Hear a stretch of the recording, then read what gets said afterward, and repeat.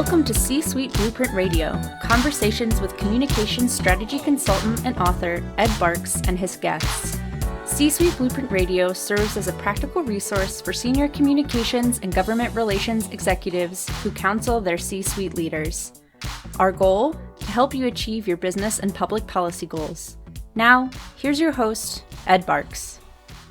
Congress often grabs all the headlines, but the fact is your local policymakers also have a big impact on your company's public policy success. How can you effectively reach these closer to home officials? Well, that's what we're here to talk about now with Maggie Mick.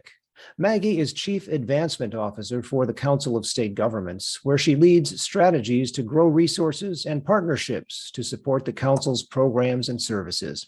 She serves on the boards of directors for the American Council of Young Political Leaders and the Washington Area State Relations Group, or WASHRAG as it's known.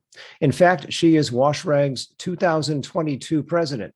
Maggie is also an ex-Congressional staffer and a former member of the City Council in Lancaster, Kentucky. Maggie, welcome. Thank you, Ed. Thank you for the invitation. Of course. We've talked previously on C-Suite Blueprint Radio about changes the pandemic has forced upon Congress.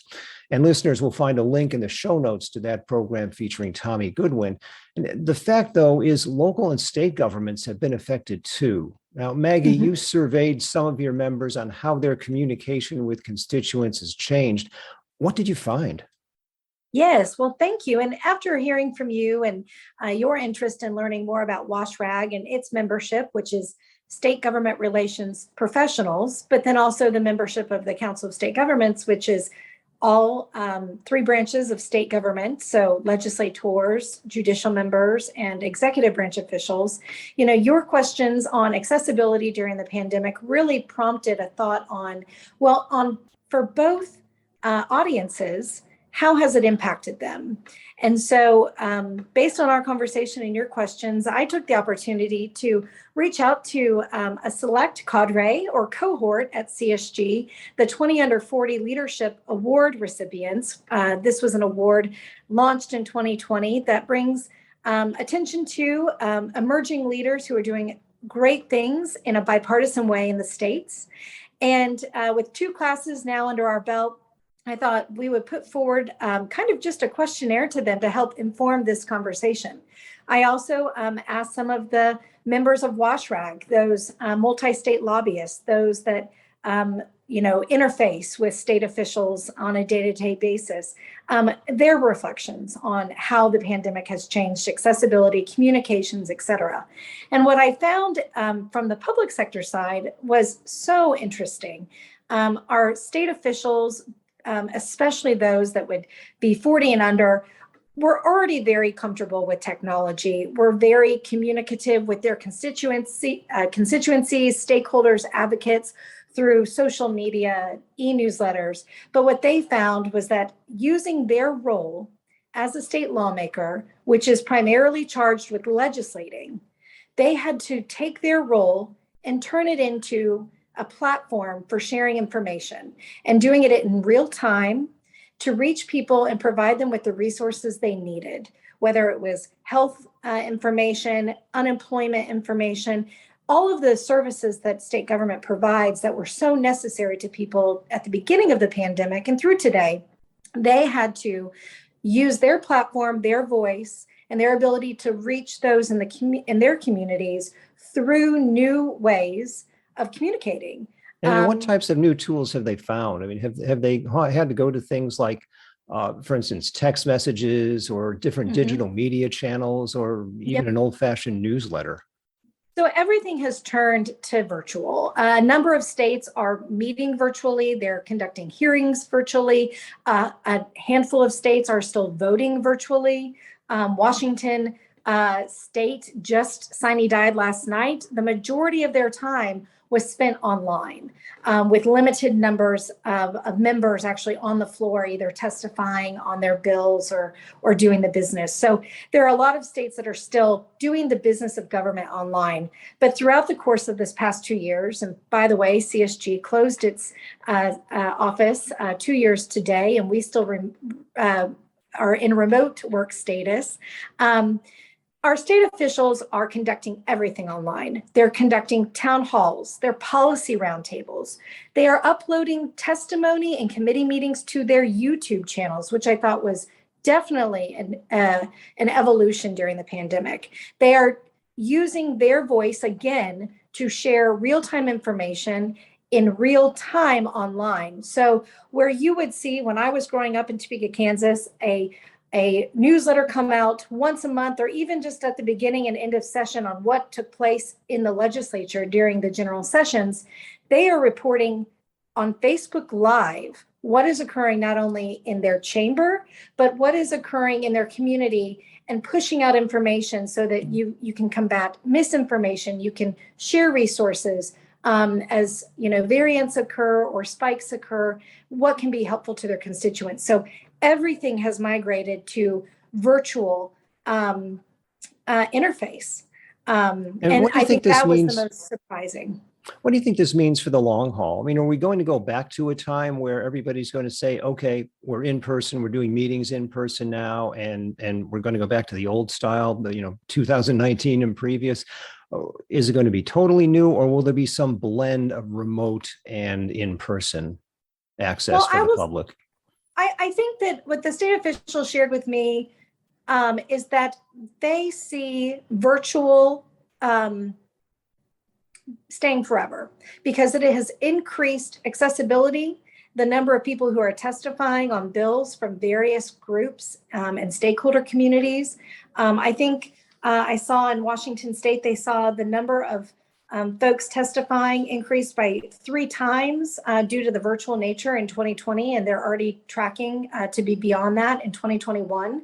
One of our 20 under 40 lawmakers shared that she had piloted committee hearings being virtual in Massachusetts. She had the Workforce Development and Housing Committee. She had piloted it prior to the pandemic to increase accessibility to all, and that through her pilot, the legislature was able to turn more quickly to doing all things virtually for a number of months during the pandemic. So I think this accessibility, the ability to have inclusivity occur of so many more voices in states where you've got large rural populations. I heard from a state senator in Nebraska. Her constituents are 4 hours from the Capitol. They don't have the time or even sometimes resources to come and speak to their representative government. But because they are working on legislation to make things more virtual, they introduced a bill actually this session to do that. She sees more of her rural constituents being able to be part of the democratic process and the legislative process because of the advent of all of this virtual work. And that's an interesting perspective, because a lot of people were under the impression that, okay, the physical doors are closed. So the fact is the citizens have less access, but in essence, they're getting more opportunities. It's kind of been forced, unfortunately, by a pandemic, but I think in the long run, that may turn out to be a good thing. I want to talk about some more of those findings with you in a moment, Maggie, and we'll be back with Maggie Mick outlining how you can interact with your local policymakers in a moment. First, a quick reminder. How would you like a free copy of my brand new book, Insider Strategies for the Confident Communicator? Presentations, media interviews, advocacy campaigns. The book contains the strategies you need in bite-sized form. Just visit barkscom.com. That's BARKSCOMM.com and sign up to receive your complimentary copy with my best wishes. Back now with Maggie Mick and her advice for connecting with your state and local public officials. Now, Maggie, in your survey, you posed an intriguing question, I noticed, to your members. The question was this: do you think increased use of technology has enhanced access to democracy or limited it? And that's such a vital question. I know you've touched on it a little bit, but let's broaden that out to look at the whole notion of democracy, especially today with democracy under attack from some quarters. What reactions did you hear about that aspect? They overwhelmingly shared that they felt that access to democracy was at an all-time high because of the virtual nature of government at this time. I will say from our private sector friends that, are representative of WASHRAG, they shared that it was harder to get into the states and have a meaningful interface with state officials because the capitals have been closed, and that sometimes better connections, better arguments, better debates can only occur in person. And I heard that also from some of our public sector members, that they missed having those meatier conversations that sometimes can't take place in a Zoom room. So I think that the private sector is yearning for the ability to get into the Capitol and to really make sure that they are presenting their arguments in a meaningful way. But the public sector members that responded, they overwhelmingly said that there has been an expansion in democracy, an expansion to it, and they hoped it continued forevermore. And let's look at the other side of that coin. We've talked about a lot of the benefits that have happened as a result of increased remote participation. What is the biggest complaint you heard from those you surveyed?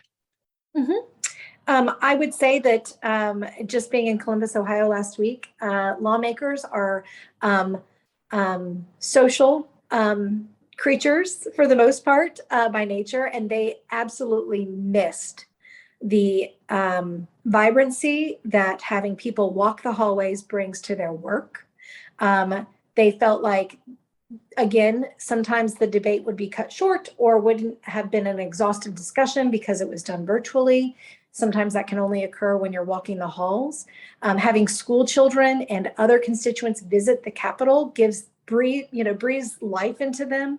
And so I would say that's the chief complaint, that they want open doors so that democracy can feel whole. And then on the private sector side, again, they feel like they are best heard when they can get in there, have the debate. But I will say also from the professionals that work in state government affairs and are members of WASHRAG, the 2 years or the year at least that many corporations and associations were grounded and travel bans were in place, no one was complaining about being home more. This work takes a lot physically to get on planes and to represent your company or organization or interest. And they did not miss living in airports, but that can present challenges to their work. They relied a lot on in-state counsel for just the intelligence on the ground to make sure that they were effective in their roles. Do you think state and local governments will be able to keep up financially as obviously new tools are going to come into play? 2 years ago, not a lot of people had been on Zoom, and now I think everybody has been on Zoom in some way, shape, or form. And who knows what's coming next? But state and local governments often find themselves pinched for revenues. So is that going to impact things? I would say that right now the states are in solid financial position, in part due to the support from the federal government. You're seeing the majority, if not all, states with robust revenues. And if that funding runs out in a year, 2 years, and it's spent down, then does that leave the states and the locals in a precarious position? I don't believe I'm the best person to answer that question. I would redirect folks to NASBO, the National Association of State Budget Officers, to forecast appropriately on revenues and what may be hurdles in setting priorities in the future. Fair enough. Let me ask you this, Maggie. What is the one piece of advice that you would give to advocates who deal with state and local public officials here in 2022, knowing the conditions we're under today and how they might change in the year ahead? Mm-hmm. I would continue to rely on folks on the ground, those that know their state and local officials the best, working with coalitions of various voices on various issues. I think that where we saw more voices come to the table, more voices bubble up, was great for representative democracy. But that means that those that are focused on working in the legislative process have to come to the table and work with others even more intentionally moving forward. So that sounds like a plea for let's work across the aisles here and really work to get some policy going, as opposed to some more specious debates, if you will. Yes. Yeah. Maggie, what is the best way for listeners to get in touch with you for more information? Sure. I can be found at mmick@csg.org. I would encourage anyone listening, whether they are a public official or a private sector representative, to utilize CSG as a resource. We're at csg.org, and to take a look at the recipients of the 20 Under 40 Leadership Award. They are a very impressive cadre of emerging leaders in the states. And I would also encourage any private sector person listening to this conversation that we would welcome you as a participant or member of WASHRAG. You can learn more about us at washrag.org. And we will put those references in the show notes if you didn't catch them on the audio. Thanks to Maggie Mick for sharing her expertise about advocating before local policymakers here on C-Suite Blueprint Radio. This is Ed Barks. Until next time. Thank you for listening to C-Suite Blueprint Radio with Ed Barks. Check out the show notes on the C-Suite Blueprint blog. While you're there, comment on this episode by sharing your thoughts in the Leave a Reply box. To learn how Ed can help you reach your business and public policy goals, visit barkscom.com. That's BARKSCOMM.com. Tune in again soon here on C-Suite Blueprint Radio.